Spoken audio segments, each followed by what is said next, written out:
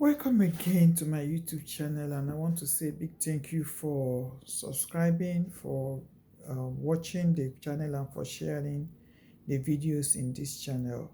God bless you. Today I want to appeal to you also to please keep on watching, keep on sharing. This is a place where we'll discuss employment relation issues and human resource management issues. We'll try to talk to ourselves as employers and employees. Last time we stopped at looking at the how to organize our organizations in terms of structures so that everybody will know their place in the organization and there won't be any miscommunication or any form of people taking jobs or roles that does not belong to them, or having distorted reporting orders. So today we'll continue from there by looking at now that we have created our channels of communication, structures of organization. What will our channel of communications be? Now you have the structure. Under that structure, we're supposed to be relating by communicating on how to go about our businesses in that particular organization. So when it comes to communication, we are saying how do we transmit ideas, how do we transmit feelings, how do we transmit attitude, how do we elicit response of those ideas or those feelings or those attitudes from the people that are below us or that are ahead of us in terms of the places where we are working.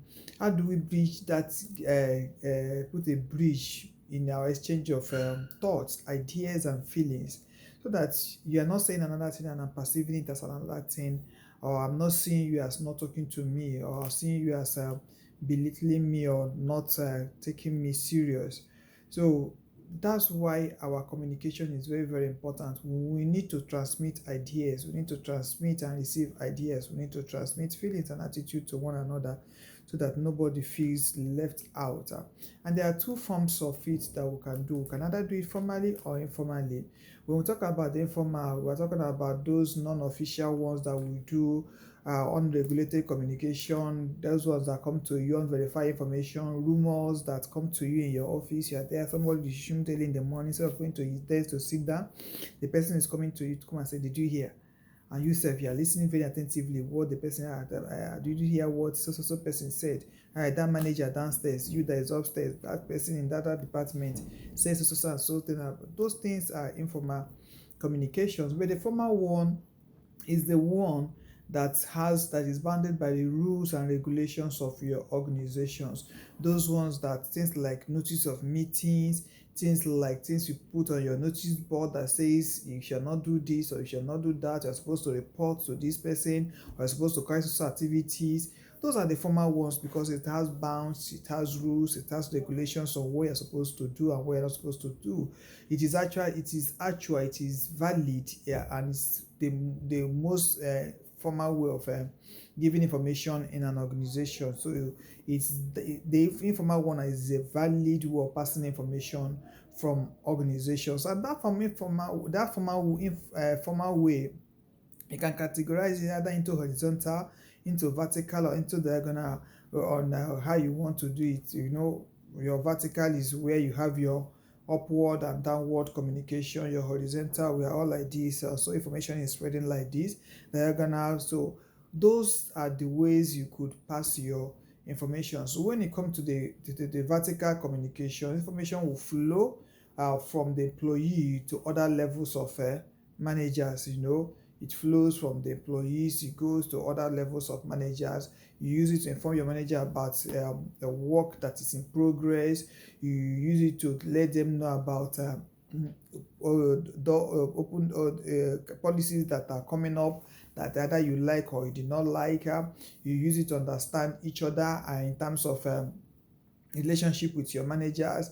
You use it to kind of build a better employee management relation, and sometimes it also comes to a place where you it only allows you to agree to information that is pass to you. But most times found that it travels very, very slow. Sometimes it's diluted from the detailed information have been sent to the person cannot did not get it well. So by the time the person is passing to another person to another person, those informations are already diluted in nature. And most times this vertical is the traditional one we use, where we either send staff meetings, we send interviews, we send circulars, notices, memos. The higher authority will communicate to us, the lower authority, and the lower authority will also, when you receive those things, you go and answer. It is a way of communication for all of us. The horizontal is that we're all like this. You have your branch manager, you have the marketing manager, you have the finance manager, you have operational manager, all of us on the same level. So we are communicating. Possibly as a branch manager, I'm telling the person head office who is on my level as a marketing manager, that I need more staffs in marketing. And then the HR manager, or I would say finance manager, transfer somebody down to my HO, my branch. And so the person is transferred. So you are communicating on the same level horizontally, and you're all on the same level talking to one another. Well, what the horizontal communication does for you, that it allows you to have a teamwork quality. Your top quality of your teamwork will increase, because you're not passing it, you're just writing direct to the people that are on the same level with you. Your efficiency and your result, because the person will respond to you based on the same level and the same level. So let me answer my mate equally. And because you're all relating and talking to one another, you find out that envy, jealous, all those misunderstandings are taken away from it. But sometimes find out that it is difficult to use when a higher level of authorities or specialization or technical skills are required. Other person may not understand why you need that particular new another set of operational staffs in your unit, and the person will be asking why. So that way the person will be wasting your time. Meanwhile, you need it now. So, but if it has gone to the higher, if it is taking the vertical, or the higher authority may have said, oh yeah, go and give it, go and do it. But because you're all on the same level, the person may have, why do you need it? Why do you not need it? This is why I need it. And so those going forth and back will be a waste of time. Sometimes it becomes confrontational. Conflict will set in, because you like, you're wasting my time. Another person is thinking, I'm not wasting your time. I need to know what is it that you want to do with it. So it becomes a very big issue. Then when it comes to the horizontal, most times the horizontal one, you have the fixed authority that is there. The source of information is well known and easy to locate. There's a manager who is in control that will facilitate all the communications. The coordination of activities are encouraged by that manager. But also those horizontal on is time consuming. Like I said before, individuals and personal touches may be lacking, because that person doesn't want to put in as much. As sometimes the rigid and time bound that is there, because the person is not answering you immediately, and it's costly and expensive, because there is no other person to speak to that person. So those are the thing that the horizontal one will do for you. When it comes to the informal communication, which I talked, like things like rumor and all the rest, find out that those ones are like your grapevine communications. Those ones are incomplete, they're baseless. Sometimes they're very harmful. Somebody I have never heard before will come and tell you stories. Some people will not even go to check those stories, they just assume that it is true, and they start running with it and hating who they're not supposed to hate. And those kind of information travel very fast and reaches everybody at almost a speed of light time, and it becomes very, very difficult to control the damages that must have been done. So you see that sometimes it is very damaging to use the informal communication to make it your formal communication, the formal way of communication, because somebody has come to your office to talk and then move, and then you are running with it. You find that it is very, very it is very, very dangerous, because sometimes even you that they come to speak to, they'll carry your own information out, and before you know it, confidential informations that are supposed to be hidden are being leaked out. Informations are being distorted, because the person is supposed to have sent an errand or tell something, you are holding grudges because somebody has come to tell you one story. And most times when those trust is broken, it's difficult to fix. Authenticity of the informations gotten is not even it's not even checked for the informal. So it becomes very, very damaging to the organization.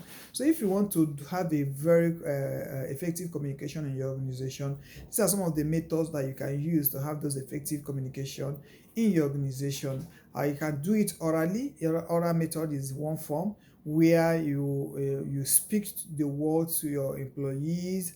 You call them maybe inside a meeting, talk to them. Sometimes you can do it through phone calls. These days we can do it through your Zoom meetings. You can also do it through public speeches. You can do it through presentations that the people will listen, and then they will hear and they will know that this is what we want to be done in the organization. So or you are using the oral form of communication to pass those messages that you want. Sometimes you can use your written method where you write those your memos, circulars, reports, all those letters. Maybe it was explained to us in 1 hour why disciplinary action will not be taken to you for committing so offense.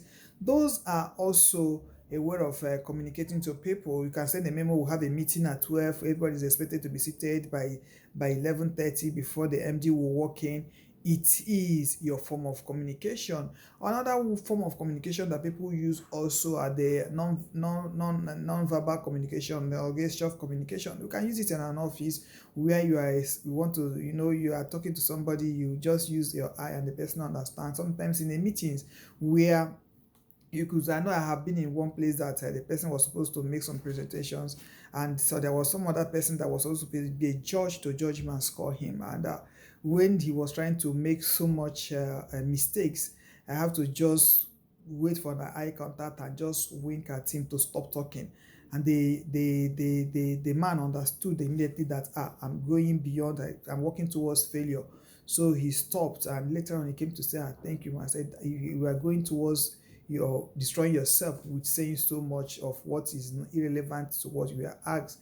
And so those expressions that you could wink your eye, you could use your mouth to say, like you just do your eye like this, or you just do, and the person understand that they are telling you to stop. Or you can use your hand to say stop, or all those things are also part of communication in the workplace. When you go for meetings and you're not supposed to talk, and your boss is looking at you to tell you to sit down, or use leg to touch you to say stop talking, and all those stuff, especially when you're not making sense, see it as a form of communication. So these are some of the communications that you can do in your organization. Another thing I want us to look at is that when you are doing this communication in your organization, please try to do a joint consultation in all things. Don't just like we said, there should be a structure. As from structure, we should communicate, and then from communication, anything you want to do as a people in a unit, or as a people in a department, let there be joint consultation. Try to process informations that are coming to you. Try to share those informations between you and the people that are working with you. Maybe there is a memo that is passed from let me say from the VC. You have to consult your people. This is what they have been sent to us. So it comes to the dean will gather the HODs to discuss it. That's joint consultation. Basically, as the HODs go down to your lecturers, go and discuss about this, and they come back, and then people have agreed on that. This is what this information is taking. Is saying this is what we should do. This is how we should get involved. That becomes your joint consultation, and with that you'll be coming towards your collective bargaining to agree what we are supposed to do and what we're not supposed to do. Do we agree to this result, or do we have a different view from this? And they write a proposal to tell them that this will not work for our organization, and this will work for our, will not work for our department, and this will work. And if we stick to this is what is going to cost our organization. But if we do it this way, so those joint consultation is very, very good, because it will give you a better joint decision that will help the organization. It will also help to give everybody opportunity to influence whatever is coming from management decision, because with that, everybody will know that we are contributing, and people will feel very good when they know that their voices are heard. When it comes to those joint consultation, their voices are heard, and so issues that has to do with the organization will not just be management handing down. I'm not saying management should not hand down information to us, but what I'm saying is that sometimes when those information comes, let's sit down, wait and see, okay, do we need it? Do we don't need it? Because some of the information they may give it based on what knowledge they have. but you are the person that is specialized, that is an expert in that area. So you're the person to take a joint decision and write a joint that to say that we know you have good information, you have good intention for us, but we have looked at what you passed to us as a memo or as a report. It's not going to augur well for our department or of our branch, of our unit.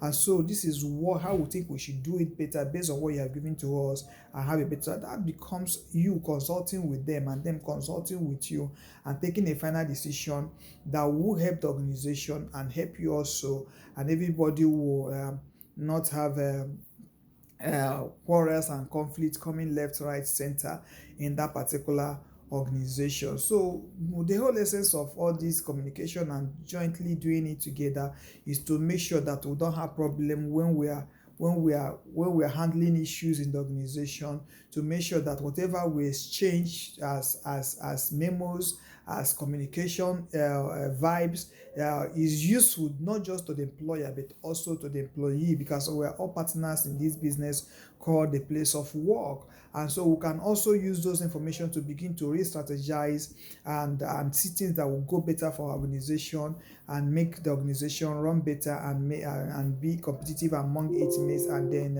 have greater opportunities within itself as an organization. So I think that if we're able to have proper communication, whether it is non-formal or formal communication, and we're able to pass information very well after we have drawn our organizational structure, that we are going to have a very peaceful place where we all work, and then will be useful to ourselves and to the organization jointly as partners in business, and organizations will grow. So please help me share these videos. I know it will help someone, and then help as many people as possible. And God bless you as you share. See you in the next video, when we'll be talking on another issue that has to do with employment relations and human resource management. Thank you, and please don't forget to share, don't forget to subscribe, and don't forget to also watch the videos when it is time, once it drops. Thank you again and again. God bless you.